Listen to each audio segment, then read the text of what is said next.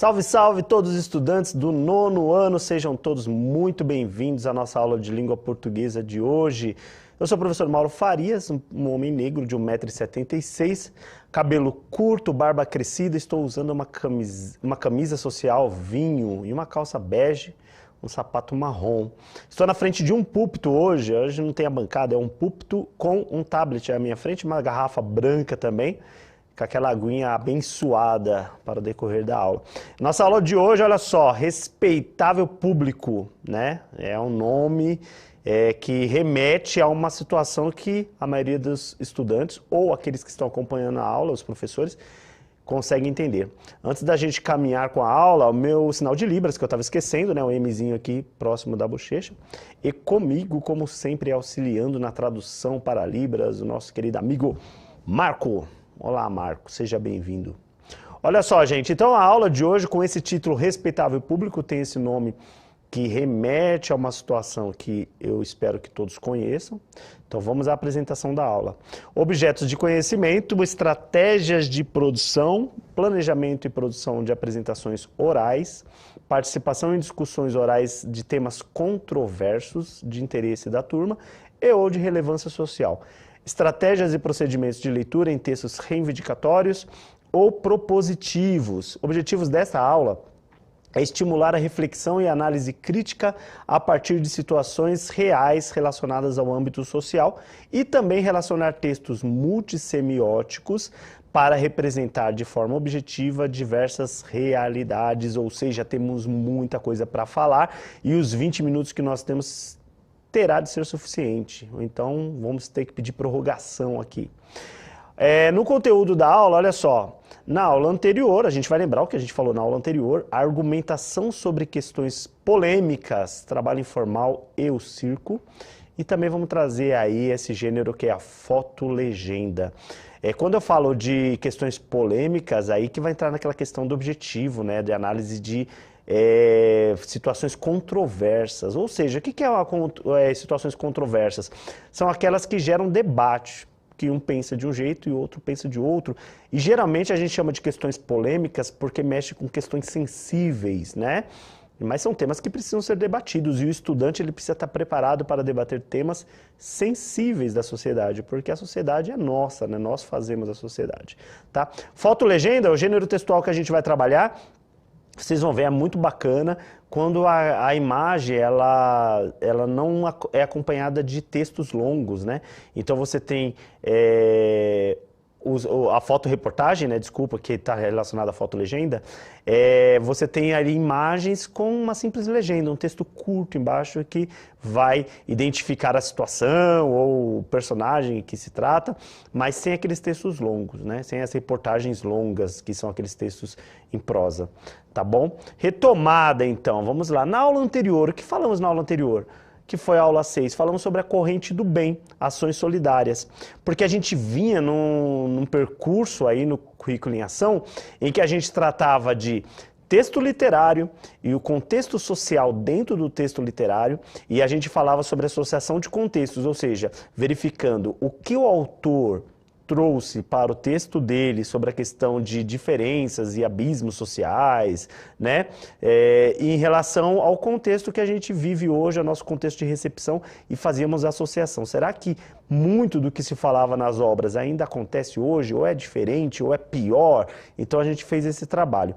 E na aula passada a gente falou sobre a corrente do bem, que é a ação, né? Ação solidária, ou seja, nós entramos na parte prática, o estudante como protagonista, criando ações solidárias e pensando em formas de como melhorar o meio onde ele vive, a partir da escola, dos contextos que ele conhece, né? A escola, a família, a comunidade, a igreja, etc. E hoje a gente vai falar sobre um caso específico. Então no chat que eu vou solicitar que vocês participem, né? Eu estou aqui aguardando também participações no chat, vocês podem entrar aqui que está bem na minha frente, eu posso acompanhar. Olha, eu trouxe essa imagem para vocês em que a gente vai criar aí um debate. Primeira pergunta é, você já foi a um circo? Então é sim ou não. Comentar essa imagem. E essa imagem eu vou descrever para quem não pode acompanhar aí a imagem na tela. É a imagem de um picadeiro, né, que é o espaço, o palco do circo, né? No fundo a gente tem como se fosse o auditório, a plateia, né? E aí está desfocado, porque o foco está no picadeiro, né, no circo, que tem aí um ator, desculpa, né, um ator, vestido de vermelho e preto aí, e ele está com a sua cabeça dentro da boca de um leão, né? E o leão está sobre uma plataforma ali, com a boca aberta, e o ator coloca a cabeça dentro da boca do leão. É um número que está sendo apresentado. Então, eu gostaria de comentários sobre essa imagem, porque a gente tem que pensar, por exemplo, que o circo, historicamente, ele tinha essa associação com o uso de animais, principalmente os animais, esses animais que não eram os animais domésticos, né? Então, como é que funciona essa questão de trabalhar o entretenimento com o uso de animais, né? Elefantes, leões, tigres, era muito comum ter esse tipo de animal no circo, né? Como atração. Então, é o primeiro debate que a gente tem que ter aí, tá? Vamos ver a história do circo, então, enquanto vocês vão participando, mandando aí chat e se preparando para participar da interação. A história do circo é o seguinte: o circo é uma manifestação artística e popular que consiste em um grupo de artistas com habilidades distintas que geralmente se apresentam em shows itinerantes, ou seja, percorrendo várias cidades. Essas companhias circenses costumam integrar malabaristas, contorcionistas, mágicos, palhaços e outros personagens que buscam divertir e surpreender o público. Existem sinais de que as artes circenses já eram praticadas há 4.000 anos em várias civilizações da antiguidade, desde a China, Grécia, Egito e Índia. Entretanto, foi no Império Romano que o circo se desenvolveu nos moldes parecidos aos que conhecemos hoje. Tanto é que a palavra circo tem origem no latim circus, que significa círculo ou anel. O termo remete às arenas romanas, lugares onde se praticavam esportes e lutas. Então, uma paradinha aqui, só para a gente poder entender. Você vê como que é a ideia do circo, o conceito, e que é possível que o circo, né, como forma de entretenimento, já existisse muito antes, né, mais de 4.000 anos aí, na China, na Grécia, no Egito Antigo, né, que são o berço aí das histórias, das civilizações que a gente conhece. Bom, mas o Império Romano, né, ele traz essa ideia do circo como a gente tem hoje por causa de como eles adaptaram essa ideia para o entretenimento. Na verdade, no Império Romano, o circo era tratado como forma de manipular a massa mesmo, né? Tanto que tem a palavra pão e circo está relacionada a isso, ao Império Romano. Enquanto a população estava muito insatisfeita com a forma como o imperador lidava com as questões sociais, né? Principalmente a questão da distribuição de renda e de alimento, né? Eles chegavam a passar fome em algumas situações de periferias. O imperador encontrava no circo uma forma de acalmar, de abrandar os protestos da população. Como que ele fazia? Ele abria o circo para grandes espetáculos, né? Então esse espaço ali de entretenimento do Império Romano para grandes espetáculos, principalmente com gladiadores, animais, né? E ele distribuía pão também. Então é a ideia do pão e circo para acalmar a população, que é como que a gente vê a manipulação da massa, né? Então, vocês viram a origem da palavra circo, né, que vem do latim circus, que significa círculo, né, que era a forma como funcionava o empreendimento onde se dava as atrações. Muito bem. O primeiro grande circo, vamos voltar para a tela? O primeiro grande circo de que se tem conhecimento foi o Circus Maximus, construído por volta do século IV, né, o quarto antes de Cristo, durante a Roma Antiga. A estrutura tinha capacidade para 150.000 pessoas e exibia corridas de carruagens, lutas de gladiadores, apresentações com animais ferozes e com pessoas com talentos incomuns. Então, várias possibilidades de entretenimento e de atrações aí. Depois de um incêndio que destruiu os Circos Máximos, foi substituído em 40 a.C. pelo Coliseu, que é o que a gente mais vê em filmes. Essa nova arena também mostrava as mesmas apresentações, mas para um público menor. Então, olha só, hoje a gente vê, por exemplo, quer dizer, costumamos ver, né, gerações passadas, ali no século XX, a gente via um circo de uma forma diferente do que se vê hoje. Hoje, o circo praticamente leva para o seu picadeiro atrações que a TV já mostra, né? Cantores, artistas mais no estilo contemporâneo, né? Não tem aquelas atrações mais que se surpreendia, que eram atrações mais pesadas que tinha no século XX e no século XIX, por exemplo, né? Uso de animais ferozes, né? Números que levavam a grandes riscos de vida. Hoje a gente vê menos isso, né? O circo. Mas o circo do Império Romano, ele não se importava muito com a vida dos atores, né? Porque geralmente eram escravos, ou eram... os gladiadores eram escravos também, né? Então eles estavam ali lutando para criar uma atração para o público, mas também perdiam a própria vida, né? Numa luta, numa batalha sangrenta. Além disso, a exposição de animais ferozes, que também colocava a vida dos atores em risco. Então tinha toda uma questão. Ou então, eles gostavam de expor pessoas com anomalias, né? Como forma de desrespeitar, tratar aquelas pessoas como se fossem monstros, né? Não respeitava as diferenças físicas e tal. Então eles gostavam de expor isso também, o ridículo de pessoas com alguma deficiência que eles chamavam de anomalias, né, na época. Então, tudo isso era atração. Então, não era muito, assim, uma coisa muito de dignidade humana. Era uma atração bem medieval mesmo, como a gente conhece, né, naquela época, tá? Vamos lá. Apesar de todo esse processo, foi apenas no século XVIII, na Inglaterra, que os circos ganharam características modernas com picadeiros, apresentando os tipos de artes circenses que conhecemos. Então aí tem a imagem de um circo, né, a lona do circo estendida, como a gente conhece, né, essa forma circular, pontuda em cima, tudo. É o estilo que a gente já conhece, né? E foi no século XVIII que começou esse tipo de atração, já contando com a forma que a gente se acostumou a ver, né? A minha geração, a geração que está chegando agora também, todos a gente se acostumou a ver dessa forma. A lona, do lado de dentro as arquibancadas do lado, né? Cercando, e no meio o picadeiro com apresentações. E aí as apresentações mais diversas, né? Como foi apresentado no começo, palhaços, contorcionistas, né? Pessoas que fazem equilíbrio no trapézio e etc e tal. Tudo isso é uma coisa mais recente, mas vem do século XVIII, não é tão recente assim, né? Você pensa que o século XVIII era os anos 1700, né? Então, estava lá, os anos 1700, depois passamos pelo século XIX, então já é uma coisa que vem já de um tempo. E com o tempo, toda essa cultura foi se adaptando. Inclusive, a questão do uso dos animais selvagens, né? Que no início da aula eu apresentei ali um número em que o ator colocava a cabeça dentro da boca de um leão. Era muito comum esse tipo de número, né, usando animais selvagens, que hoje é proibido, o circo não pode mais usar, né? Então nós temos um circo hoje mais com atrações, por isso que eu falei que as atrações elas mudaram um pouco, porque a gente tem atrações que são as mesmas que a gente já vê nos programas de TV, né?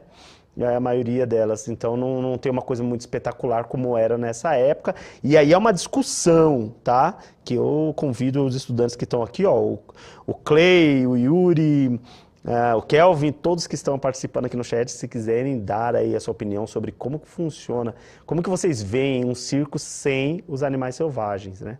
Tem alguns que nem conheceram o circo com animais selvagens, só veem nos filmes e nas apresentações que encontram no YouTube.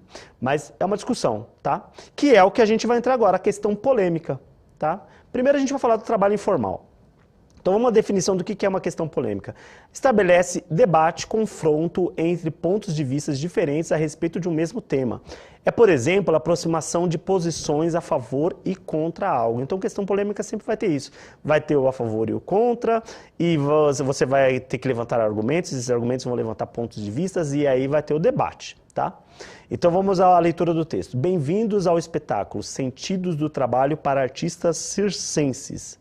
Os artistas circenses se identificam com o trabalho que realizam, especialmente pela possibilidade de itinerância e saber profissional produzido na própria convivência, marcada pelo forte vínculo afetivo. As atividades caracterizam-se pela autonomia, criatividade, liberdade para negociar suas necessidades e participar de tomada de decisões, Por outro lado, o trabalho é realizado informalmente, precarizando o acesso e garantia dos direitos trabalhistas e previdenciários. O circo constitui-se como um espaço de convivência social e laboral, não permitindo uma distinção clara entre tempo livre e de trabalho, relações sociais, profissionais e familiares. Tá? Então, antes da gente entrar nesse chat aí, ó, presta atenção, veja que o importante foi falar dele a questão da informalidade. O circo ele acaba misturando questões pessoais e trabalhistas porque o ambiente é o mesmo. As pessoas que andam no circo, o circo é itinerante, né? Então ele fica circulando de cidade em cidade. A gente está falando aqui do circo como a gente conhecia, o popular, né? Não vamos falar de grandes circos aí que, no mundo, que aí já são grandes instituições e que a gente não sabe como é que funciona, mas deve ter uma função profissional mais melhor, né? Mas o circo, como a gente conhecia, as pessoas são uma grande família, mesmo que não façam parte da mesma família. E aí fica aquela mistura, então eu estou apresentando um número e estou vivendo a minha vida pessoal. E tudo fica muito misturado, né? Isso é um problema. Voltando para a tela, a possibilidade aí para vocês, eu trouxe uma imagem, né? De um rapaz que está se equilibrando sobre um monociclo, né? E na rua, né? Numa via que a gente conhece aí com a faixa de pedestre ali. Possivelmente o farol fechado, né? O semáforo fechado, e ele está fazendo uma apresentação para os motoristas, tá? Como você descreve essa imagem? Todos que estão participando aqui podem mandar suas mensagens, tá bom?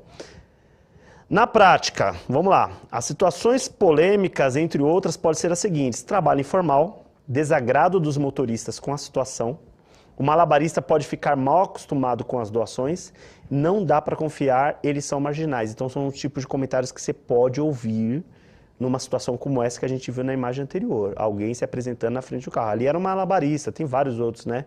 Que fazem números na frente dos veículos quando fecha o semáforo.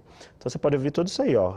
Falar sobre trabalho informal, desagrado dos motoristas com a situação, porque não querem.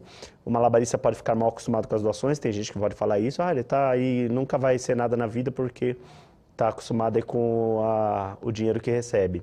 E não dá para confiar porque eles são marginais. Você vai escolher um desses temas e considerar o mais polêmico. E redigir para ele um argumento que sustente o ponto de vista a favor do tema, um argumento que sustente um ponto de vista contra o tema e uma proposta de intervenção para resolver o problema sem ferir os direitos sociais. Ou seja, você vai interferir aí na situação de uma forma programática. Então, ó, você tem que pensar no argumento que defende o tema, qualquer um daqueles lá, pode voltar na tela para eles gravarem aí, ó, qualquer um desses temas em cima, qualquer uma dessas falas, dessas possibilidades. Um ponto de vista que defenda, um ponto de vista que seja contrário e uma proposta de intervenção. O que que é? Uma proposta de solução. Mas a solução você tem que pensar o seguinte: não pode ferir os direitos humanos e também você tem que levar em consideração a situação. Porque, pode voltar aqui para mim, ó, é importante vocês entenderem o seguinte: é um trabalho informal, mas pode ser um trabalho digno, tá? Então, porque muita gente pode pensar, tem uma forma do governo fazer para tirar essas pessoas da rua. E se a pessoa quer fazer isso? De repente é um trabalho, é uma apresentação, é uma arte, né? Então levar em consideração isso também. Não é para focar como se isso fosse um problema. Talvez o problema seja as relações aí que precisam ser melhoradas, tá bom? Vamos entrar na fotolegenda antes que acabe o nosso tempo. Olha só, fotolegenda constitui-se de foto acompanhada de uma legenda que explica o assunto e descreve o conteúdo da imagem.